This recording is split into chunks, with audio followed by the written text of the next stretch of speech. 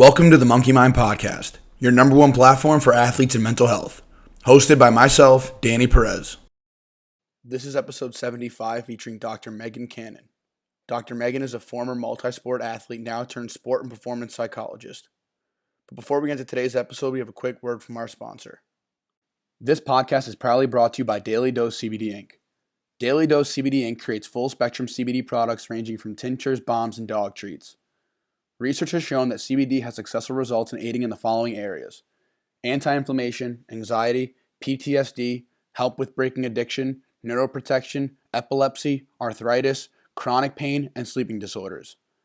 Daily Dose makes an extremely safe and effective product that we know you will love, enjoy, and benefit from. Daily Dose has given Monkey Mind listeners 15% off all their orders. Head over to dailydosecbdinc.com and use promo code MonkeyMind15 for 15% off your purchases. That's promo code MonkeyMind15 for 15% off all your orders at dailydosecbdinc.com. Awesome. All right. Well, so welcome. We have Dr. Megan Cannon on today. She's a sports and performance psychologist. You're out of Pennsylvania, correct? Allentown, PA? Yes. Awesome. Well, welcome on. I'm super excited to have you on here. And if you can just please introduce yourself, tell everybody about, your sports performance background and all that good stuff. Absolutely. Thank you so much for having me. It's a pleasure to be here. I'm Dr. Megan. I am a sport and performance psychologist. I currently have a practice that's based within that Allentown, Pennsylvania area, but I have the opportunity to work with teams and athletes all over the country, which has been really fun and exciting. My background, I was an athlete growing up. I swam, I played softball, I danced. I retired from the athletic piece in college, but continued to dance. But then it was at that point where I introduced the psychology piece of things. And then so from undergrad, went and got my Ph.D. in clinical psych. And it just so happened there was a sports psychologist at my university. And so I started working with him, and like these two parts of my world, the athlete world and then the psychology world, really had this chance to kind of fuse together. And so I had the opportunity to work with all of the athletes at our university at Nova Southeastern University. We did some concussion stuff, but then also we were the therapists that were basically on retainer for the athletes, where they would come to us. They would never, go to the typical counseling center, and we would work with them on either more clinical stuff or performance stuff. And so that was really, for me, this really cool fusion of both huge areas in my world. And so since then, I've been in practice for 6 going on 7 years, and I work with athletes individually. I work with teams, speak at conferences. We'll also consult with athletic departments, whether that's, addressing the entire student athlete population at that university, or just talking with the athletic administration of resources and the best way to maximize what's on campus, or how we can make things happen. So it's been a really fun ride. I've had a lot of cool opportunities. And so I'm sure we'll kind of dive more into those, but that is the short version of me. Yeah, no, that's awesome. I actually haven't really heard of too many universities doing things like that, where they're involving people like yourself and professionals of that nature to kind of get involved with the athletic community and the overall community. I think that's pretty cutting edge for, obviously mental health is becoming, in the forefront right now, which is great, but Right. something like that is awesome. That's pretty new that I haven't heard of that before.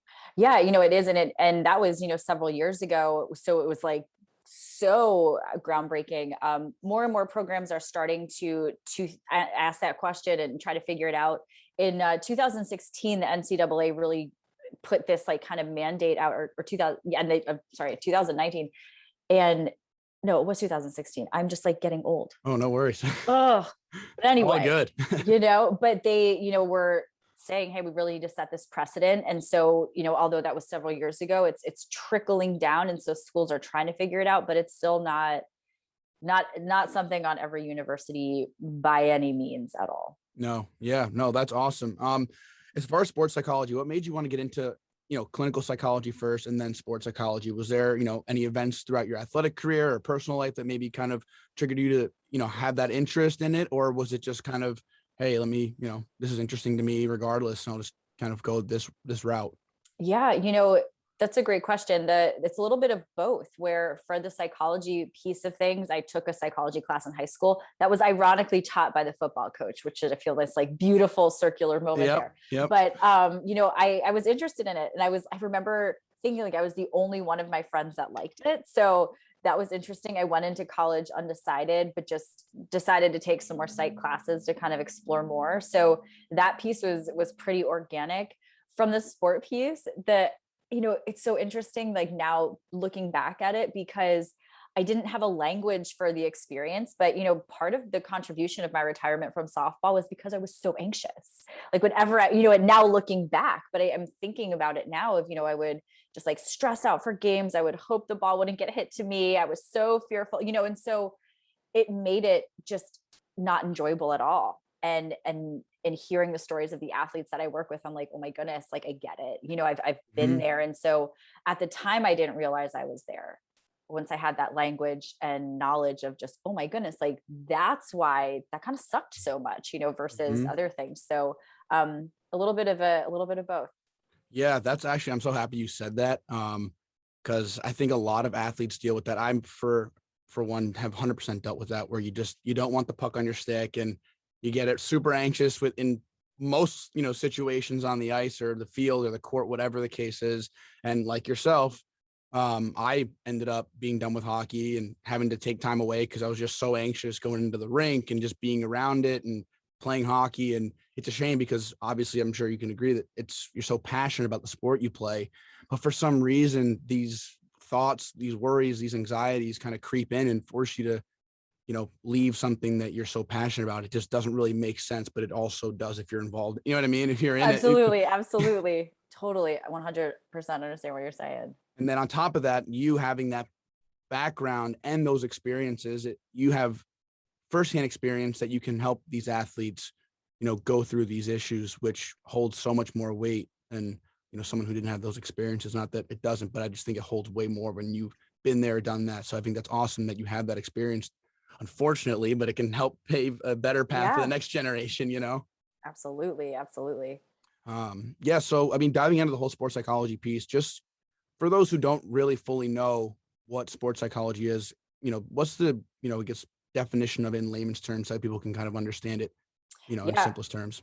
My very, very brief elevator pitch is it's the strength and conditioning coach for your brain and your emotions, which you're bringing to the game and competition literally every single time, whether you're aware of it or not. And so, we from the sports psychology piece inside have the opportunity to work with athletes to build tools and equipment, basically, for them to utilize that practice, utilize in games throughout the season, throughout training, to help them manage anxiety, build confidence, goal setting, manage just the emotional piece of it. And then since my background is also in clinical, those people in the sports psychology space that are clinical sports psychologists, we have the opportunity of working with athletes both on the performance enhancing boots on the ground in your game piece, but also like the life piece, because every athlete is also a human being. And so, you're going to have the breakups, the family drama, like there's team dynamics, there's going to be things. And so it's also to help provide them a space for things in that direction as well. Yep. In regards to the confidence aspect, I think a lot of athletes struggle with this at some point. Well, every athlete struggles with it at some point, but some more than others. What are some of the tools, tactics, or methods that you teach athletes to combat, dealing with low confidence and helping build up their confidence? Yeah. Confidence it's something that we like agree is important, but never talk about like what it is. And so it's ultimately like your belief as an athlete or individual that you have the skills necessary to do a certain task, whether that's, one element of your sport or of an entire game. And so now we can actually look at it and say, well, do I have the skills necessary to shoot the ball or do that? Like, well, yeah. And so now we're actually looking at something more concrete versus, oh, I like believe in me. So like, first we need like a good definition first and foremost. And then, looking at it in that perspective, I compare confidence to deodorant. Like it's something that as an athlete, you absolutely have to apply and work on every day, sometimes multiple times a day. And so what that looks like is, after a practice or after a game, sitting down and in one spot, writing 3 successes, 3 things you did well, and forget outcome, of games and things. It's the process. It's the smaller components that you're doing every day at practice. And so it's using those experiences and creating this list to just help promote that confidence growth, but also our brains go negative more automatically. As an athlete or human being, you do 20 reps of something, 19 of them are good, one is not good. You leave that practice space with the one replaying in your mind and the 19 get thrown out. Mhm. So you need to stop and take that time, apply that deodorant, write those things that you did that day in practice or in your game that were successful, the improvements, and so that you can build that voice over time. But also like this tool you can have with you and bring with you and read over as a piece of your mental equipment before a game. And so that's something that all of the athletes I work with, like, I absolutely encourage them to do. And it's something that can be really helpful and a concrete thing to help establish more confidence. Yeah, it's funny. I heard the other day that someone said confidence isn't real, and they're absolutely right. But it made me think, because it's not like a real tangible thing that we can see or feel, but it's like majority, sports are all mental, or majority is mental. And, we focus on the minority, which is the physical aspect more so. Obviously, there's been a shift lately, but yeah, that confidence piece is so important. And it's just, like you said about the whole negative thoughts, our brain is wired to think more negatively than it is positively. So like you said about the 20 reps, 19 are good, one's bad, and that's all you're going to focus on. And I know every athlete can relate to that. So that's super frustrating, but I like that, that exercise of writing down the 3 things that you've done that are good in that day, despite the outcome. Because another thing we've talked about a ton here is focusing on the process and not the outcome, because everyone is so outcome driven, which is totally fine. But when you focus on the outcome too much, that's where the anxieties really lie, as opposed to the anxieties kind of go away when you just straight up get lost in the process and kind of that, find that flow state. Absolutely. And the thing about outcome, like, you don't control it as much as you want to think about it. Like, there's, referees, there's opponents, there's weather for some sports. Like, there's so many other elements and factors that you basically at that point just give your confidence away. So focusing back on that process is really, and yourself and what you're doing is really so helpful for confidence. And you're totally right. That anxiety management piece, it's huge. Yep. As far as like we talked about with the mental side of athletics, statistically speaking, do we know how much of athletics is on the mental side of it as opposed to the physical component? Because I feel like once you climb that pyramid and climb the ladder of athletics, whatever you want to call it, ladder, pyramid, the skill level to get to the next ring of the ladder, it gets smaller and smaller. Everyone at that point is at similar skill levels. So I feel like more so it's on the mental side. But just statistically speaking, do we know how much, that is riding on the mental side of athletics? Yeah, I mean, I have not come across like a specific thing outside of, I think, like in Little Giants, like back in the day in that movie, it was like 90% mental, Yeah. So, and that's like, if that's true or not, I have no idea. But, you think about exactly what you were saying, like there's a physical ceiling, like there's that everybody can, when you're looking at whether you're talking high school sports, collegiate sports, professional sports, like everyone's within a similar vein of physical capability. But it's those athletes that add the mental equipment to their game that can help them, rise to the top of that level, which then helps you get further. And so there's really, who knows what that official number is, but I would, personally and professionally, argue that it's definitely in that 70 to 80, 90%. Because, man, you have a day where and everybody can relate to this, even in or out of athletics, like, where you are there's a million other things going on. You had a bad day the day before, you're exhausted, you weren't able to but you now have to show up at a practice, even though you like missed something in the morning, but you have to pretend it's no way you're going to be focused to be able to like do that, and we expect athletes just to do that and don't give them skills for it. And so it's a huge majority of the percentage of performance is mental. Definitely. And so there's been a rise in anxiety and depression among, I think, young people in general, and especially young athletes, I'd say. Why do you feel that that's the case? And what are some things that young athletes can do to, mitigate that and not allow these, anxiety and depression to kind of creep into their life at, kind of some alarming rates that we're seeing? Yeah, no, the numbers definitely are alarming. And, this past year and a half, approaching 2 years with COVID has like not done the mental and emotional health of the world any favors. But, a couple things contributing to it, the expectations on, our young generation are so huge right now. I have these athletes that are playing sports year round, like the same sport, they're juggling multiple things. They're in 3 or 4 AP classes, and so our society and culture overall has gotten a lot more competitive. But we have also, the impact of social media, which I am sure that you have covered in various points in your podcast. So we don't need to dive into that, but we have that whole aspect of things. We also have, just the impact of people being so busy, we can't be bored and hang out and create a lot of those social connectedness. And, there's a lot of those things happening, but to manage any and all of that, increased expectations and competition and competitiveness, no skills. So, we teach math, we don't teach basic emotion regulation, to bring awareness to hey, I am feeling stressed, or, I am feeling more sad or unmotivated. So oftentimes as well, then the problems they get bigger because we don't have any skill to be able to acknowledge, hey, you know what, this is starting to happen.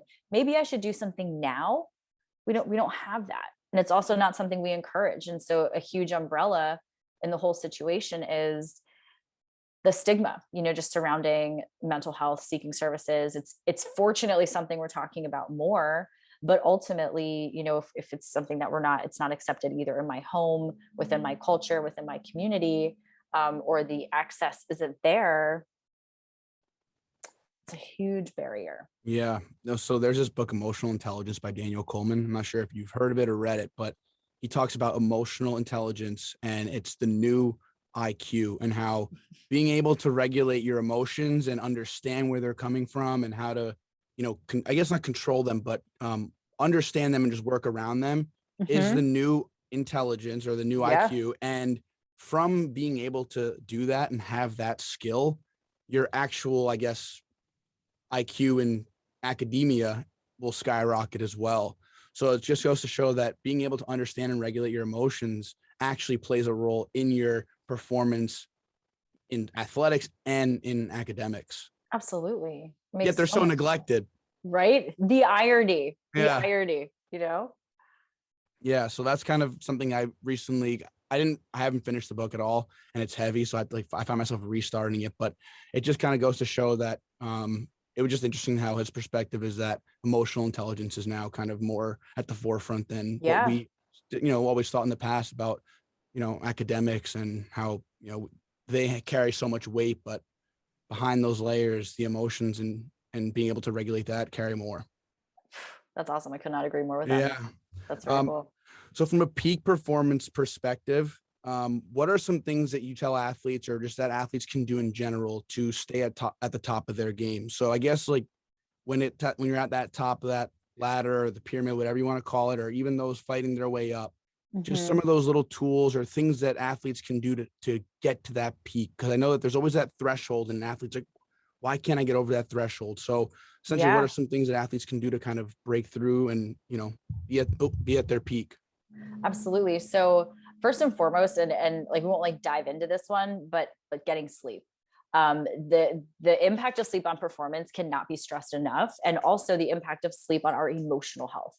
When we're not rested, we're tired, it's like a magnifying glass to our emotions. And so sleep, number one, first and foremost, extending it, getting good quality, period. From athletes, if you're trying to dive into how do I help manage, the emotional piece of my sport, number one is awareness. Start paying attention to your body. When are you speeding up? Are you slowing down? And you that does not necessarily have to be limited for when you are at practice or in a game, because you need to start learning the language your body speaks to you. Anxiety is going to happen, pre-performance jitters, whatever you want to call it, it's going to happen. We just got to ride the wave of it. And so starting to pay attention to your body, what does that feel like for you? Developing a plan, and the plan is the equipment you're bringing mentally to the game. One thing should, in addition to awareness, should absolutely be your breath. Our breath is one of the biggest and best tools, absolutely 100%, to help us physically slow down. Only automatic thing in your body that you can control. Wonderful. Awareness, your breath, and then mentally, where are you at? I know we talked about that confidence list. And so bringing that, having that before your game, now I'm starting to implant some really positive thoughts into my head. Now I'm being intentional about what I'm thinking. But even more than that, you want to have an intentional direction of your thoughts. Like, they're going to go, even if you try to put them there, it's fair. But in terms of things that impact flow, it's emotional regulation and attention regulation.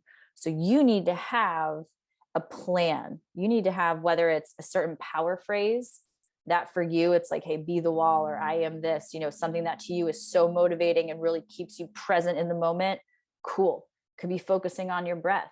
It could be focusing on one or two parts of your technique. I work with swimmers a lot. So maybe that's like, strong pool. And like, I am intentionally, but ultimately you want to go in there with a plan. And so with those few things, from awareness to your breath to that plan, you're covering some bases there of doing something to physically slow yourself down and regulate what the impact physically of emotions will do to us. But mentally, you're also steering your thoughts intentionally in a direction that's going to be helpful for you, not harmful. And it does take practice, but on like a really short, here are like a couple things that people can do would definitely be where I would start. Yeah, that's awesome. I love that you said that. I love that you mentioned the breath work too, because that's something that's super important and also neglected. And I think people try it sort of, and they, oh, it doesn't work, and then they give it up. But 100%. If you're intentional with it and you're conscious and mindful of your body and doing it in the right way, and you're patient with it, because you're literally doing nothing but breathing. And I feel like people kind of get, in a weird state when they're like, I gotta be doing more. I gotta be doing more. But no, if you just take the time to breathe, I think it really does have beneficial effects to mental health and just kind of having that control, like you mentioned. So I'm very happy that you mentioned that. Absolutely. The breathing is so key. And I love whenever the Olympics are on, which they just were, I always like challenge my athletes to watch them, because I'm like, watch them. They are all taking breaths. You look at volleyball players before they're serving, you're looking at divers before they are going off the board, you're looking at gymnasts before they do anything. Like, it's there. Those athletes that have made it there are doing it. Yep. Probably something that you should look into doing too. Exactly. No, that's awesome. So, this has been fantastic. And I don't want to take up too much of your time, but just any final thoughts, words, or any piece of advice that you'd want to give maybe your younger self, or someone who, an athlete, a young athlete who's, kind of going through maybe the similar things that you did, just anything that comes to mind that you'd want to, tell them. Yeah, I mean, I'd say like beyond, definitely try out some of the skills that we talked about today, because sometimes it's like, where do I even start? And then we don't. And so, just start somewhere, whether that's taking a couple breaths, whether it's literally writing down in your phone what you did while at practice that day. Just start. And the best tool that we have for ourselves as humans in sport and beyond is awareness. And so if you're aware of like, hey, like confidence wise, where am I at? Anxiety wise, where am I at? It might be kind of scary to be like, ooh, I'm actually not that confident, or ooh, I actually am really stressed. But you know what? Now you have a choice. And so awareness, like at the end of the day, is the greatest tool that we can have in many different directions, because it gives us choice of like what to do now. And so taking that step to start in that direction is, can happen any day. And I would just encourage it. That's awesome. Yeah, I agree. Wise words. So thank you so much for that. And thank you again for your time. It was a pleasure having you on here. Thank you, Danny. This is really fun.